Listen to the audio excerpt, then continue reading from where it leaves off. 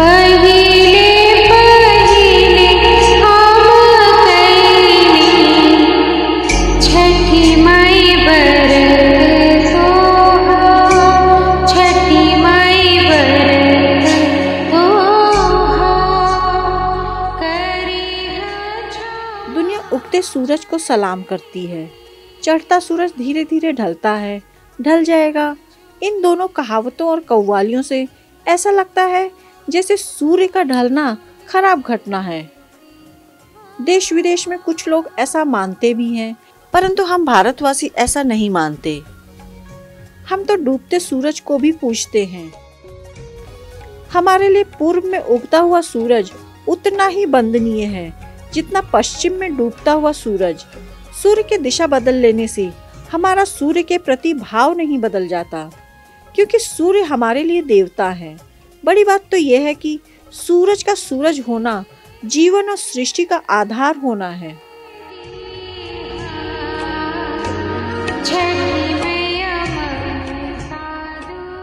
हर साल दीपावली के छठे दिन तिथि के अनुसार कार्तिक शुक्ल पक्ष की छठवीं तिथि को कम से कम 30 करोड़ भारतवासी डूबते हुए सूरज के सामने नतमस्तक होते हैं। अगले दिन सप्तमी को उगते सूर्य को अर्घ्य देते हैं। भारत के रंगों में दौड़ता ये व्रत छठ व्रत कहलाता है। दुनिया भर से मनाए जाने वाला बड़े से बड़ा त्योहार इसके सामने फीका पड़ जाता है। जब उत्तर प्रदेश, बिहार, झारखंड की माताएं बहनें अपने बेटे बेटियों की लंबी उम्र की कामना करते हुए छठ गीत एक सुर में गाती हैं।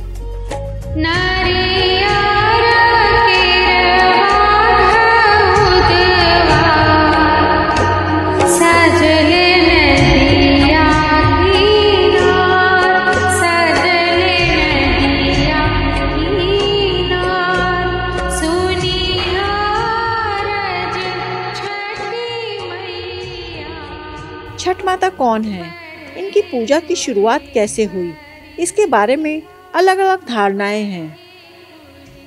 पुराणों के अनुसार नवरात्रों में पूजे जाने वाली माँ कात्यायनी को ही छठ माता कहा जाता है। सनातन धर्म में छठी मैया को ब्रह्मा की मानस पुत्री माना गया है। ये पूजा कब शुरू हुई, इसके बारे में कुछ ठीक से नहीं कहा जा सकता।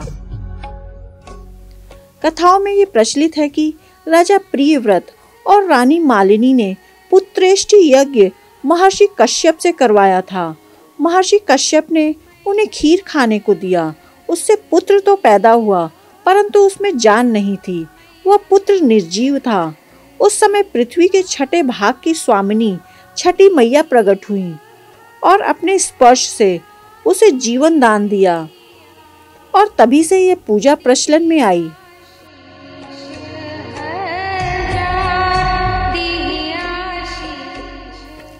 इसमें एक कथा ये भी है, भारतेश्वरी मिथिला की राजकुमारी सीता के राजसूय यज्ञ में मुदगल ऋषि ने उन्हें पति सहित बुलाया था। उस यज्ञ के साक्ष्य मुंगेर में उनके पांव के रूप में आज भी हैं। कथा ये भी है, द्रौपदी ने इस व्रत को रखा था।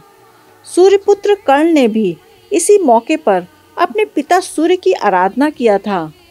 देवासुर संग्राम में जब देवता पराजित हो गए, तब उन्होंने माता अदिति की आराधना की थी, जिन्हें छठी मैया भी कहा जाता है।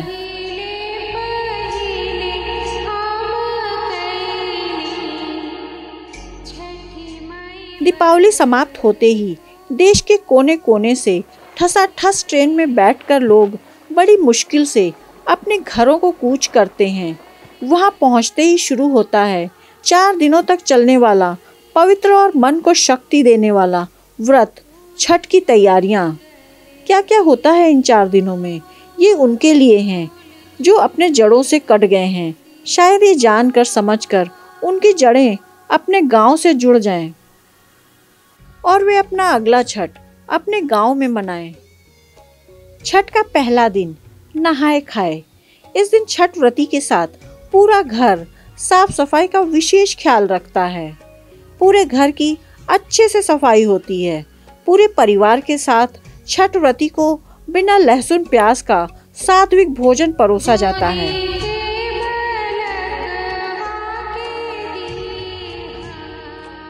छठ व्रत के दूसरे दिन चौके और बर्तन से छठ के लिए प्रसाद और पकवान बनाया जाता है। इस दिन को खरना भी कहते हैं। इस दिन घर के सभी सदस्य पूरी पवित्रता से अलग अलग प्रसाद बनाते हैं, जिसमें ठेकुआ सबसे प्रचलित है। इसको खाने के लिए सभी लोग अत्यंत उत्सुक रहते हैं। इसके अलावा खजूर भी बनता है।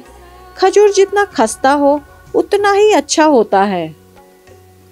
मैदे और बेसन में गुड़ मिलाकर शुद्ध देसी घी से पकाया जाता है। इसका स्वाद तो अविस्मरणीय होता है। इसके अलावा गुड़ वाली खीर के साथ साथ पूड़ी भी बनती है। इसे महाप्रसाद भी कहते हैं।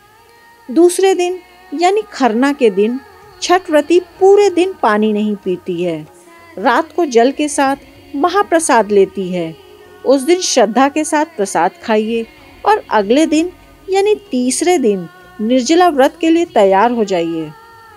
ये निर्जला व्रत लगभग 36 घंटे तक रहता है, क्योंकि अब चौथे दिन सुबह अर्घ देने के बाद ही छठी व्रती को पानी पीने की इजाजत होती है। तीसरा दिन ही छठ व्रत का मुख्य दिन होता है। उस दिन पानी की एक बूंद भी नहीं मिलती। होंठ सूख जाते हैं। इन्हीं सूखे हुए होंठों से छठ व्रती अपने परिजनों के लिए छठी माँ से आशीर्वाद मांगती है और गीत गाती है। पहले पहल हम कईनी व्रत त्योहार हो छठी मैया, करी क्षमा छठी मैया, भूल चूक गलती हमार, सबके बलकवा के दी छठी मैया, ममता और दुलार। छठी माई बरत सोहा, छठी माई बरत सोहा, करी क्षमा छठी मैया, भूल चूक गलती हमार, भूल चूक गलती हमार।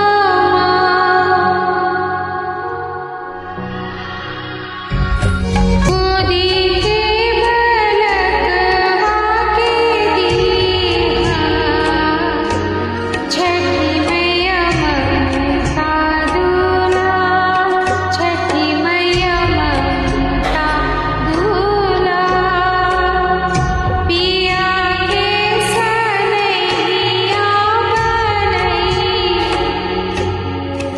मैया दीह सुख सार, मैया दीह सुख सार।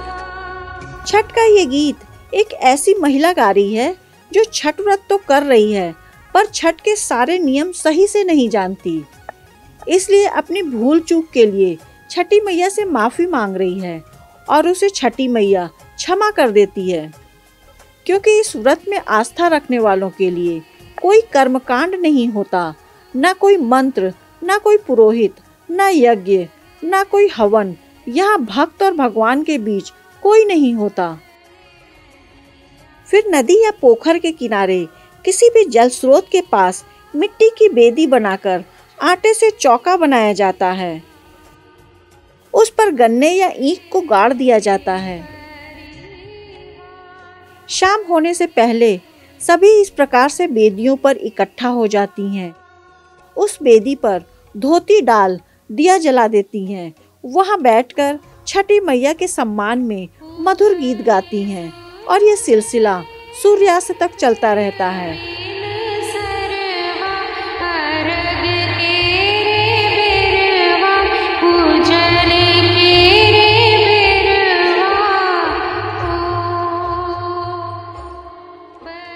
शाम होते ही घाट दियों की रोशनी से जगमगा उठता है। ये मनमोहक दृश्य देखने लायक होता है। फिर डूबते हुए सूरज को सुपली रखे फलों से जैसे सेब, केला, संतरा, ठेकुआ, अदरक, मूली इत्यादि से छठ व्रती अर्घ देती है और घर लौट जाती है। घर में सभी संध्या बेला में ईख और धोती से बने छांव के तले छठी मैया को याद किया जाता है। इसके नीचे दीप जलाया जाता है। आस पड़ोस के लोग छठी मैया का आशीर्वाद लेते हैं, छठ के गीत गाते हैं।